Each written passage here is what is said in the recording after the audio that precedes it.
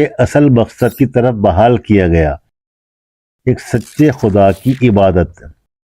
اس شاندار حکمت عملی کی بدولت یہ فتح تقریباً مکمل طور پر خون ریزی سے پاک رہی۔ ایک چھوٹی سی جھڑپ ضرور ہوئی جب اکرمہ بن ابی جہل کی قیادت میں چند سرکشوں نے مزاحمت کرنے کی کوشش کی۔ انہیں خالد بن ولید کے دستے نے تیزی سے بھگا دیا، جس میں سے صرف چند جانی نقصان ہوا۔ مجموعی طور پر شہر جنگ کی ہولناکیوں سے بچ گیا۔ اب سچائی کا لمحہ آ گیا تھا۔ پیغمبر کعبہ کے دروازے پہ کھڑے تھے، انہی لوگوں کے سامنے جنہوں نے ان کے ساتھیوں پر تشدد کیا تھا، ان کے خلاف سازشیں کی تھیں اور انہیں ان کے گھر سے نکال دیا تھا۔